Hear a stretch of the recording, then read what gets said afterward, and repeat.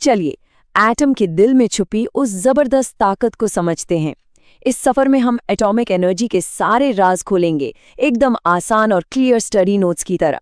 हम शुरुआत करेंगे नेचुरल रेडियो एक्टिविटी से और पहुंचेंगे उन पावरफुल रिएक्शंस तक जिन्हें इंसानों ने काबू में कर लिया है। ठीक है, तो देखते हैं कि इस सफर में हम कहाँ कहाँ जाएंगे। हमारा रोड मैप 4 हिस्सों में बटा है। सबसे पहले हम रेडियो एक्टिविटी की दुनिया में गोता लगाएंगे। फिर हम समझेंगे न्यूक्लियर फिशन को, मतलब एटम्स को तोड़ने की साइंस। इसके बाद हम फिशन के 2 अलग अलग चेहरों को देखेंगे, कंट्रोल्ड और अनकंट्रोल्ड। और आखिर में हम पहुंचेंगे न्यूक्लियर फ्यूजन तक, जो कि सितारों की असली ताकत है। तो हमारा सफर शुरू होता है उस नेचुरल प्रोसेस से जिसने इस पूरी कहानी की नींव रखी, रेडियो एक्टिविटी, यानी एक अनस्टेबल एटॉमिक न्यूक्लियस के रहस्यों को उजागर करना। तो आखिर ये रेडियो एक्टिविटी है क्या? अच्छा, इसको ऐसे समझिए जैसे कोई बहुत बड़ा अनबैलेंस्ड टावर हो, है ना? ठीक वैसे ही जब किसी एटम के न्यूक्लियस में 83 से ज्यादा प्रोटॉन्स हो जाते हैं तो वो अनस्टेबल हो जाता है, और स्टेबल होने के लिए वो अपने आप ही एनर्जी और पार्टिकल्स बाहर फेंकने लगता है। बस इसी प्रोसेस को रेडियो एक्टिविटी कहते हैं। और ये जो खोज थी ना, ये किसी एक इंसान का काम नहीं था। 20वीं सदी की शुरुआत में कई कमाल के दिमाग एक साथ आए। हेनरी बेकरेल, मैरी और पियरे क्यूरी, रदरफोर्ड और विलार्ड, इन सब ने एक एक करके इस पजल के टुकड़ों को जोड़ा और हमारे सामने इस इनविजिबल पावर का राज खोला।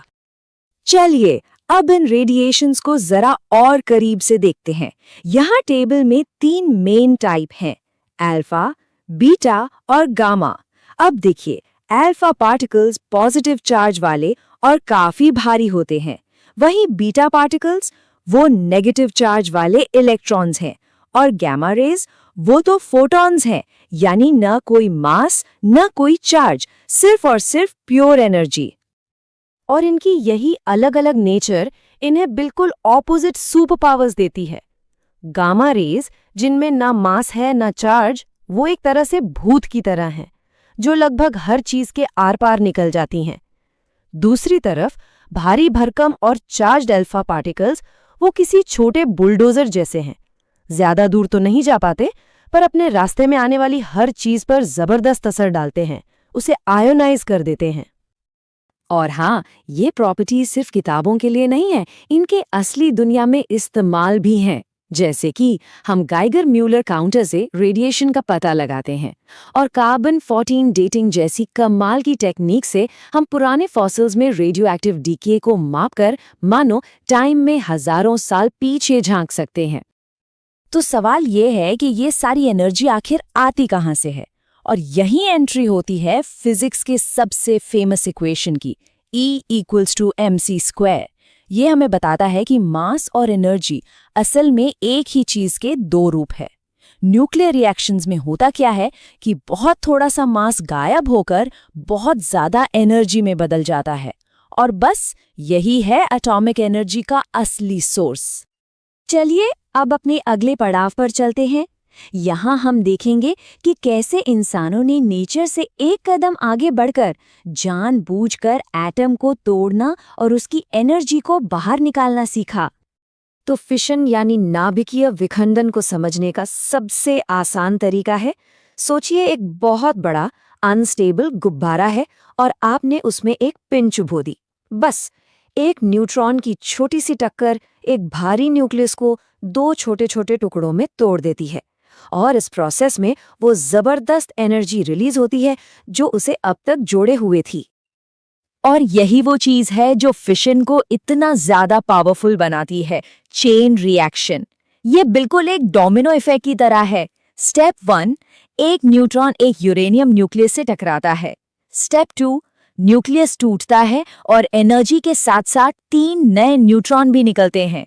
और स्टेप 3, ये 3 नए न्यूट्रॉन आगे जाकर 3 और न्यूक्लियस से टकराते हैं, और ये प्रोसेस 1 से 3, 3 से 9 ऐसे ही तेजी से बढ़ता चला जाता है।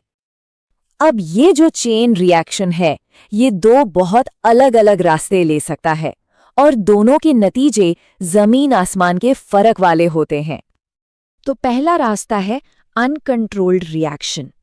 सोचिए क्या हो अगर हम इस चेन रिएक्शन को बस बेलगाम छोड़ दें। पलक झपकते ही हर एक नया न्यूट्रॉन और फिशन पैदा करेगा और एनर्जी इतनी तेजी से बढ़ेगी कि एक जबरदस्त धमाका हो जाएगा। और बस यही प्रिंसिपल है एटम बॉम्ब का, जिसे जे रॉबर्ट ओपेनहाइमर की लीडरशिप में पहली बार बनाया गया था। लेकिन एक दूसरा रास्ता भी है इस बेहिसाब ताकत को काबू में करने का। क्या हो अगर हर बार निकलने वाले 3 में से 2 न्यूट्रॉन्स को हम एब्जॉर्ब कर लें, उन्हें रोक दें। ऐसा करते ही ये रिएक्शन कंट्रोल्ड हो जाता है और फिर एक भयानक धमाके के बजाय हमें मिलती है एनर्जी की एक लगातार स्टेबल सप्लाई। और यही है एक न्यूक्लियर रिएक्टर का बेसिक प्रिंसिपल।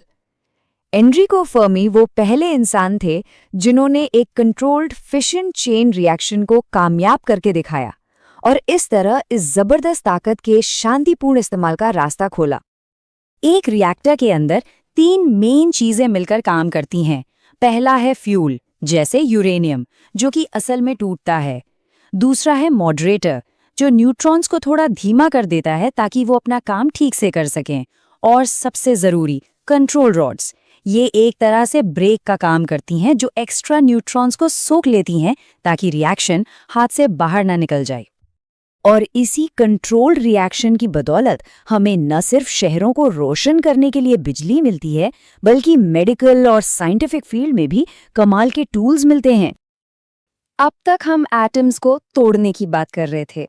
चलिए अब इसका बिल्कुल उल्टा देखते हैं, एटम्स को जोड़ना। और ये वो प्रोसेस है जो खुद सूरज और सितारों को पावर देता है। इसे कहते हैं न्यूक्लियर फ्यूजन।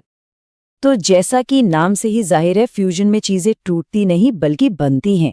2 हल्के न्यूक्लियस मिलकर एक भारी न्यूक्लियस बनाते हैं और इस प्रोसेस में फिशन से भी कहीं ज्यादा एनर्जी निकलती है। ये जो रिएक्शन स्क्रीन पर दिख रहा है, यही वो जादू है जो हमारे सूरज के अंदर हर पल हो रहा है। हाइड्रोजन लगातार हीलियम में बदल रहा है और वही रोशनी और गर्मी छोड़ रहा है जिससे इस धरती पर जिंदगी मुमकिन है। तो सवाल उठता है कि हम धरती पर ही एक छोटा सा सूरज क्यों नहीं बना लेते? मुश्किल ये है कि एटम्स को एक साथ जोड़ने के लिए हमें उनके बीच के जबरदस्त रिपल्शन या धक्के को पार करना पड़ता है। और इसके लिए सूरज के सेंटर जैसी कंडीशंस चाहिए, करोड़ों डिग्री का टेम्परेचर और बेहिसाब प्रेशर। और धरती पर ऐसी कंडीशंस बनाना और उन्हें बनाए रखना एक बहुत बड़ा इंजीनियरिंग चैलेंज है। और फिशन की ही तरह फ्यूजन का भी एक डार्क साइड है, एक अनकंट्रोल्ड विनाशकारी चेहरा। जब इस प्रोसेस को बेगाम छोड़ दिया जाता है तो नतीजा होता है हाइड्रोजन बम, एक ऐसा हथियार जो एटम बम से 1000 गुना ज्यादा, जी हाँ 1000 गुना ज्यादा ताकतवर हो सकता है। तो आखिर में हम इसी एक सवाल पर आकर रुक जाते हैं, एटॉमिक एनर्जी। ये जो 2धारी तलवार है, ये इंसानियत के लिए एक बहुत बड़ा वरदान है या फिर एक भयानक अभिशाप? इसका भविष्य क्या होगा, ये सोचना हमारे लिए जरूरी है।